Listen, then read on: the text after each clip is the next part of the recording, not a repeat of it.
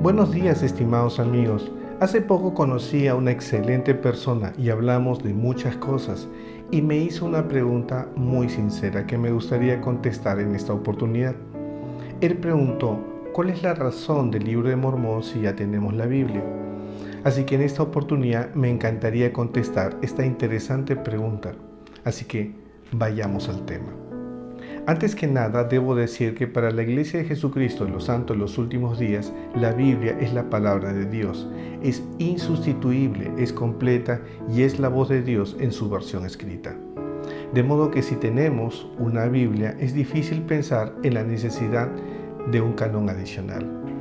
El problema es que no tenemos una Biblia, sino muchas, y puede resultar confuso para quienes realmente se interesan en el tema. Veamos. Tenemos una Biblia judía, tenemos una Biblia católica y tenemos una Biblia protestante. Todas ellas tienen diferencias en su contenido, en fechas, en nombres y básicamente en el número de libros que constituyen en el canon. La pregunta sería, ¿cuál de todas ellas es la palabra de Dios? ¿O lo son todas? Por un momento, digamos que la verdadera Biblia es la judía.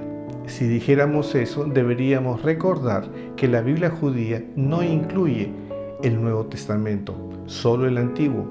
Pero además deberíamos elegir entre la Biblia judía etíope, la Biblia judía de Yemen y la Biblia judía estándar. La principal diferencia entre ellas son el número de libros que contiene cada una de estas versiones, pues algunas de ellas contienen libros llamados apócrifos y deuterocanónicos, por lo que si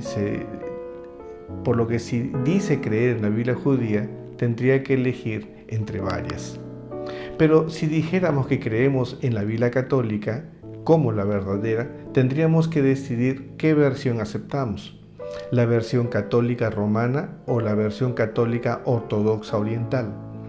La diferencia más notable está en el número de libros que contiene cada versión.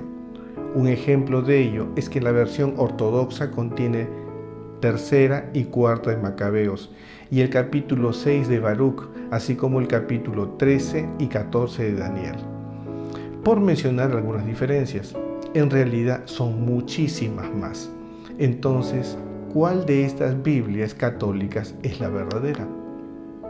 Pero si decimos que creemos en la Biblia protestante, entonces tendríamos que decidir qué versión aceptamos, pues hay muchas. Es así que tenemos la versión de la Biblia de la Sociedad Bíblica Americana, Reina de Valera, la Biblia Alfonsina, la Biblia del Peregrino, la Nueva Biblia Internacional, etcétera, etcétera, etcétera.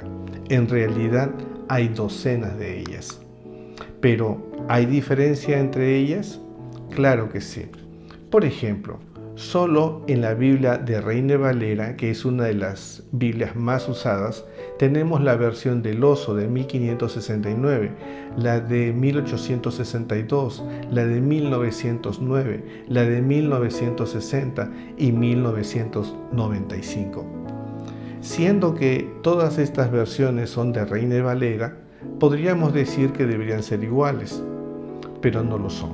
La diferencia más notable es el número de libros de cada una de ellas. En las primeras versiones de Reina Valera se incluyeron libros que no se incluyeron en las versiones posteriores. La pregunta sería, ¿cuál de estas versiones es la verdadera palabra de Dios? Puede ser una pregunta muy difícil de contestar.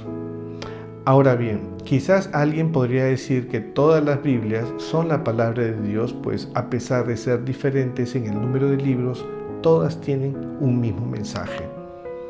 También podríamos decir que las diferentes versiones se deben a una actualización del idioma. ¿Pero esto es así? Hagamos una simple comparación en solo dos de estas versiones. Reina Valera de 1909 y la versión de Reina Valera de 1995. En Salmos 22-21 dice en la versión de 1909 unicornios y en la de 1995 toros salvajes. En 2 Samuel 15:7, según la versión de 1909, dice 40 años. En la versión de Reina Valera de 1995 dice 4 años. En Apocalipsis 22:14, en la versión de 1909 dice los que guardan los mandamientos. En la versión de 1995 dice los que lavan sus ropas. Al ver las diferencias de estas dos versiones nos podríamos preguntar, ¿cuál de estas dos versiones es la correcta? Es difícil contestar cuando en realidad son muchas más de esas dos versiones. Aunque para el lector distraído estas diferencias podrían ser irrelevantes, lo cierto es que las diferentes versiones y traducciones, en algunos casos erradas, pueden afectar nuestras creencias de manera significativa. Permítame darle algunos ejemplos. En Éxodo 34:29 dice que cuando Moisés descendió del monte Sinaí, su rostro resplandecía. Sin embargo, según la versión católica Vulgata del siglo IV, escrita por San Jerónimo y que fue declarada como la versión auténtica de la Biblia por el Concilio de Trento en 1546, dice que cuando Moisés descendió del monte Sinaí, su rostro tenía cuernos. Esta mala traducción estuvo vigente por siglos y no solo tuvo influencia en los creyentes, sino incluso en los artistas. Es así que Miguel Ángel esculpió a Moisés con cuernos en 1530 en la iglesia de San Pietro en Roma, Italia.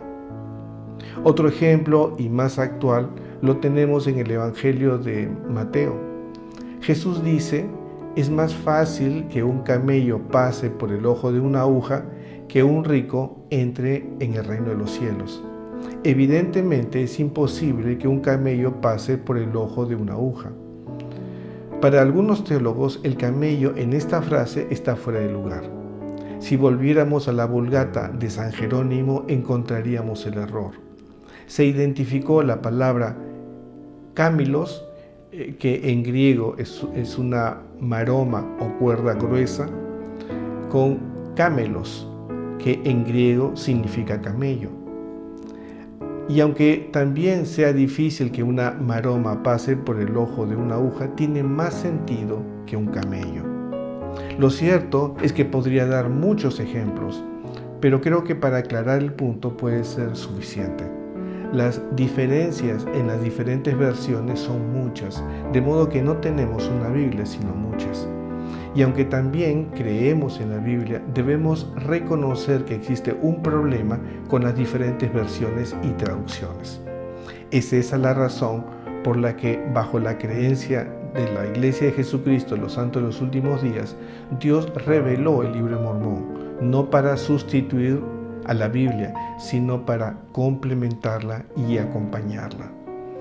Siendo un canon para los santos de los últimos días, cuyo registro no ha pasado por tantas manos y tantas traducciones a lo largo del tiempo.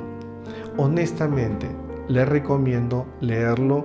Encontrará historias de fe, versículos edificantes, principios y doctrina en un lenguaje claro y sencillo, que solo le ayudará a complementar lo que haya aprendido de la Santa Biblia. Espero que esta humilde información le haya sido de utilidad. Que el Señor lo bendiga.